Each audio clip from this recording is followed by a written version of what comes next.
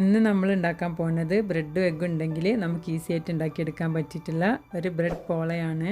അധികം ടൈമൊന്നും ആവശ്യമില്ല, നമുക്ക് പെട്ടെന്ന് തന്നെ ഉണ്ടാക്കിയെടുക്കാൻ പറ്റും. നല്ല ടേസ്റ്റുമാണ്. അപ്പോൾ ഇതെങ്ങനെ ഉണ്ടാക്കും നമുക്ക് നോക്കാം. ആൻസ്ബഡ്സിൻ്റെ റെസിപ്പീസൊക്കെ നിങ്ങൾക്ക് ഇഷ്ടമാവുണ്ടെങ്കിൽ ഒന്ന് സബ്സ്ക്രൈബ് ചെയ്ത് സപ്പോർട്ട് ചെയ്യാൻ മറക്കരുത് കേട്ടോ. ആദ്യം നമുക്ക് ഇതിൻ്റെ മസാല ഒന്നാക്കിയെടുക്കാം. അപ്പോൾ പാന് ചൂടാന് ശേഷം 2 ടേബിൾ സ്പൂൺ കോക്കനട്ട് ഓയിൽ ചേർത്ത് കൊടുക്കുക. ഇതിലോട്ട് 1 ടീസ്പൂണ് ജിഞ്ചർ, 1 ടീസ്പൂണ് ഗാർലിക്ക്, 2 ചെറിയ പച്ചമുളക് കട്ട് ചെയ്തത് ചേർത്തിട്ട് നല്ലോണം ഒന്ന് മൂപ്പിച്ചിട്ടെടുക്കണം. ഇതൊന്ന് മൂത്ത് വരുമ്പോൾ നമുക്ക് ചെറുതായിട്ട് കട്ട് ചെയ്ത് വെച്ചിട്ടുള്ള സവാളയും കുറച്ച് കറി ലീവ്സും ചേർത്തിട്ട് നല്ലോണം ഒന്ന് വഴറ്റിയിട്ടെടുക്കുക. അപ്പോൾ നല്ലോണം ഒന്ന് വഴന്ന് വരണം കേട്ടോ. അപ്പോഴാണ് നമ്മളെ മസാലയ്ക്ക് നല്ല ടേസ്റ്റ് ഉണ്ടാവുള്ളൂ. വഴന്ന് വരാനായിട്ട് കുറച്ച് ഉപ്പും ചേർത്തിട്ടുണ്ട്. ഇതൊന്ന് വഴറ്റിയിട്ടെടുക്കുക. അപ്പോൾ നല്ലോണം വഴന്ന് കിട്ടിയിട്ടുണ്ട്. നമുക്ക് ഇതിലോട്ട് പൊടികൾ ചേർത്ത് കൊടുക്കാം. 1/4 ടീസ്പൂൺ മഞ്ഞൾപ്പൊടി, 1/2 teaspoon coriander powder, 3/4 teaspoon Kashmiri chilli powder, ഒരു 3/4 ടീസ്പൂൺ മീറ്റ് മസാല, 1/4 ടീസ്പൂണ് വലിയ ജീരകത്തിൻ്റെ പൗഡർ, 1/4 ടീസ്പൂൺ പെപ്പർ പൗഡർ. ഇതും ചേർത്തിട്ട് നല്ലോണം ഒന്ന് ഇതിൻ്റെ പച്ചമണം മാറ്റിയിട്ടെടുക്കണം. അപ്പോൾ നിങ്ങളുടെ മീറ്റ് മസാല ഇല്ലെങ്കിൽ 1 ടീസ്പൂണ് മല്ലിപ്പൊടി ചേർക്കുക, 1/2 ടീസ്പൂൺ ഗരം മസാലയും ചേർത്ത് കൊടുത്താൽ മതി. നമ്മൾ ചേർത്ത മസാലയുടെ പച്ചമണക്കം മാറാൻ വേണ്ടിയിട്ട് ഒന്ന് മൂടി വെച്ചിട്ട് ഒരു 30 സെക്കൻഡ് വേവിച്ചിട്ടെടുക്കുക. അപ്പോൾ നല്ലോണം മൂത്ത് വന്നിട്ടുണ്ട് നമ്മൾ ചേർത്ത മസാലയൊക്കെ. ഇതിലോട്ട് ചെറുതായിട്ട് കട്ട് ചെയ്ത് വെച്ചിട്ട് തക്കാളി ചേർത്തിട്ട് ഒന്ന് നല്ലോണം വഴറ്റിയിട്ടെടുക്കുക. ഈ സമയത്ത് ആവശ്യത്തിനുള്ള ഉപ്പും ചേർത്തിട്ട് തക്കാളി നല്ലോണം വെന്ത് വരെ നമുക്കൊന്ന് മൂടി വെച്ചിട്ട് വേവിച്ചിട്ടെടുക്കാം. അപ്പോൾ നല്ലോണം തക്കാളി വെന്ത് വരണം. ഇനി നമുക്കിതൊന്ന് തുറന്ന് നോക്കാം തക്കാളിയൊക്കെ വെന്ത് വന്നിട്ടുണ്ടോയെന്ന്. അപ്പോൾ തക്കാളിയൊക്കെ നല്ലോണം വഴന്ന് സോഫ്റ്റായിട്ട് കിട്ടിയിട്ടുണ്ട്. ഈ രീതിയിലായിട്ട് കിട്ടാൻ കേട്ടോ. അപ്പോഴാണ് നല്ല ടേസ്റ്റ് ഉണ്ടാവുള്ളൂ മസാലയ്ക്ക്. ആവശ്യത്തിന് മല്ലിയിലയും ചേർത്ത് കൊടുക്കുക. ഇനി ഇതിലോട്ട് നമുക്ക് 3 പുഴുങ്ങിയ എഗ്ഗ് ചേർത്ത് കൊടുക്കണം. അപ്പോൾ ഞാൻ ആദ്യം അതിൻ്റെ വൈറ്റ് പാർട്ട് മാത്രം ചേർത്ത് കൊടുക്കുകയാണ്. എഗ്ഗിൻ്റെ യോക്ക് പിന്നെ ചേർത്ത് കൊടുത്താൽ മതി, അല്ലെങ്കിൽ ഒന്നായിട്ട് മിക്സായിട്ട് ഇങ്ങനെ പൊടിഞ്ഞു പോകും. ഇതിലോട്ടൊരു പിഞ്ച് ഷുഗറും കൂടി ചേർത്ത് കൊടുക്കുക, അയരും പുളിയൊക്കെ ഒന്ന് ബാലൻസ് ചെയ്യാൻ വേണ്ടിയിട്ട്. ഇനി ഇതിലേക്ക് മാറ്റി വെച്ചിട്ടുള്ള മുട്ടയുടെ ഉണ്ണി ചേർത്തിട്ട് നല്ലോണം ഒന്ന് വഴറ്റിയിട്ടെടുക്കുക. അപ്പോൾ പതുക്കെ വഴറ്റിയിട്ടെടുത്താൽ മതിട്ട്, അധികം പൊടിഞ്ഞു പോകരുത്. അപ്പോൾ നമ്മളെ മസാലക്ക് അത്ര ടേസ്റ്റ് ഉണ്ടാവില്ല. മെല്ലെ ഒന്ന് വഴറ്റിയിട്ടെടുക്കുക. അപ്പോൾ എഗ്ഗിൻ്റെ ഫില്ലിങ് റെഡി ആയിട്ടുണ്ട്. നമുക്കെങ്ങനെ ബ്രെഡ് പോൾ ആക്കിയെടുക്കാൻ നോക്കാം. അപ്പോൾ ഞാൻ ഈ പാത്രം ഒന്ന് ജസ്റ്റ് ഒന്ന് ചൂടാക്കിയിട്ട് എടുത്തിട്ടുണ്ട്, നമ്മൾ നെയ്യൊക്കെ ഒന്ന് ഉരുകി വരാൻ വേണ്ടിയിട്ട്. അപ്പോൾ അധികം ചൂടാക്കേണ്ട, ഒന്ന് ജസ്റ്റ് ഒന്ന് ചൂടാക്കിയിട്ട് എടുത്താൽ മതി. എന്നിട്ട് നമ്മൾ ഈ നെയ്യ് എല്ലായിടത്തൊന്ന് സ്പ്രെഡ് ചെയ്ത് കൊടുക്കുക. ഇപ്പോൾ നമ്മളെ ബ്രെഡ് പോൾ ആക്കിയെടുക്കാനുള്ള പാത്രം റെഡി ആയിട്ടുണ്ട്. ഇതവിടെ മാറ്റി വെക്കുക. ഇനി നമുക്ക് ബ്രെഡ് ഒന്ന് ഡിപ്പ് ചെയ്യാനുള്ള എഗ്ഗ് ഒന്ന് തയ്യാറാക്കണം. അപ്പോൾ ഞാനിവിടെ 3 എഗ്ഗ് എടുത്തിട്ടുണ്ട്. അതിലോട്ട് കുറച്ച് ഉപ്പും കുറച്ച് പെപ്പറും ചേർത്തിട്ട് നല്ലോണം ഒന്ന് മിക്സ് ചെയ്ത് വെക്കുക. മിക്സ് ചെയ്തതിന് ശേഷം നമുക്ക് കുറച്ച് ഇതിലോട്ട് കറി ലീവ്സും കുറച്ച് മല്ലിയിലും കൂടി ചേർത്തിട്ട് ഒന്ന് മിക്സ് ചെയ്തിട്ടെടുക്കുക. പിന്നെ ഇതിലോട്ട് ഞാൻ 1/2 കപ്പ് പാലും ചേർക്കുന്നുണ്ട്. അപ്പോൾ നമ്മൾ ബ്രെഡ് പോളൊക്കെ നല്ലൊരു സോഫ്റ്റ് നല്ല ടേസ്റ്റും കിട്ടും പാല് ചേർക്കുമ്പോൾ. ഇനി നമുക്ക് ബ്രെഡ് പോൾ ആക്കിയെടുക്കാൻ നോക്കാം. അപ്പോൾ ബ്രെഡിൻ്റെ സൈഡൊക്കെ കട്ട് ചെയ്ത് കൊടുക്കുക. എന്നിട്ട് നമ്മൾ തയ്യാറാക്കി വെച്ചിട്ടുള്ള എഗ്ഗിൻ്റെ കൂട്ടിൽ നല്ലോണം ഒന്ന് ഡിപ്പ് ചെയ്തിട്ട് ഇങ്ങനെ പാത്രത്തിലോട്ട് വെച്ച് കൊടുക്കുക. വെക്കുന്ന സമയത്ത് ബ്രെഡ് ഒന്ന് കയറ്റിയിട്ട് വെച്ച് കൊടുക്കണം കേട്ടോ. അപ്പോഴാണ് നമ്മൾക്കൊരു കേക്കിൻ്റെ രൂപത്തിൽ നമുക്ക് പാത്രത്തിൽ നിന്ന് ഡിമോൾഡ് ചെയ്യുമ്പോൾ നല്ലൊരു പെർഫെക്ഷനിൽ കിട്ടുള്ളൂ. അപ്പോൾ കുറച്ചൊന്ന് കയറ്റിയിട്ട് വെച്ച് കൊടുക്കുക.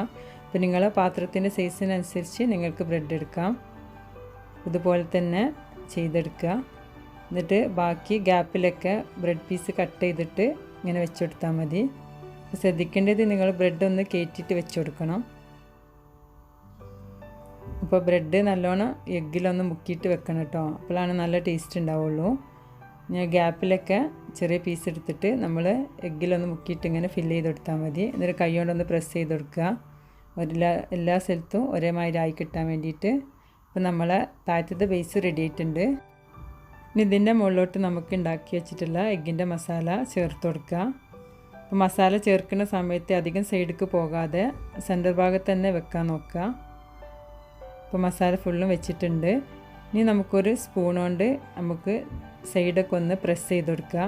അപ്പോൾ നമ്മൾ മുകൾ ഭാഗം ബ്രെഡ് വെക്കുമ്പോൾ ഒരേ ലെവലിലായി കിട്ടാൻ വേണ്ടിയിട്ടാണ്. ഇനി നമുക്ക് ഈ മസാല ഒന്ന് കവർ ചെയ്തെടുക്കണം. അപ്പോൾ താഴെ ചെയ്ത പോലെ തന്നെ എഗ്ഗിലൊന്ന് മുക്കിയിട്ട് ബ്രെഡ് മുകളിൽ വെച്ച് കൊടുക്കുക. അപ്പോൾ കംപ്ലീറ്റും കവർ ചെയ്യുന്ന രീതിയിൽ ബ്രെഡ് ഡിപ്പ് ചെയ്തിട്ട് വെച്ച് കൊടുക്കണം. അപ്പോൾ നിങ്ങൾ ബ്രെഡ് വെക്കുന്ന സമയത്ത് കംപ്ലീറ്റ് കവർ ചെയ്യുന്ന രീതിയിൽ വെക്കുക, അതൊന്ന് ശ്രദ്ധിച്ചാൽ മതി.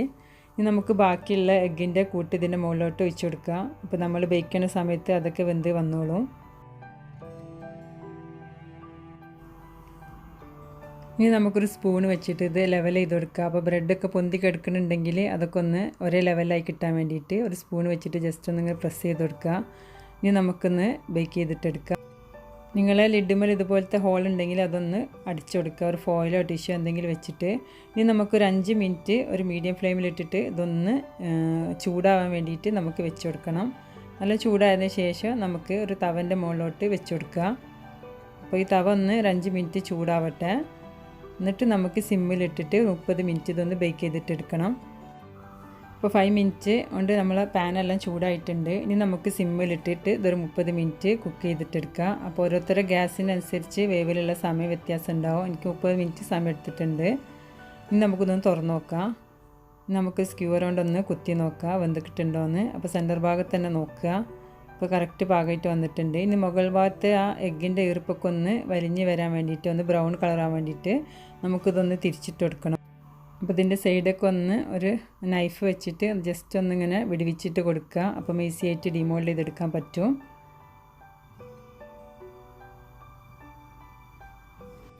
അപ്പോൾ ഇതിൻ്റെ മുകൾ ഭാഗം ഒന്ന് വേവിക്കാൻ വേണ്ടിയിട്ട് കുറച്ച് നെയ്യ് ഒരു പാനിൽ ചേർത്തിട്ടുണ്ട്. ഇതിലോട്ട് നമുക്ക് നമ്മളെ പോള ഒന്ന് ചേർത്ത് കൊടുക്കുക. അപ്പോൾ താഴ്ഭാഗം കറക്റ്റ് പാകമായിട്ട് കിട്ടിയിട്ടുണ്ട്. അപ്പോൾ നമുക്ക് മുകൾ ഭാഗം ഒന്ന് പാകമായി വരാൻ വേണ്ടിയിട്ട് നമ്മൾ പാനിലോട്ട് മാറ്റിയിട്ടുണ്ട്.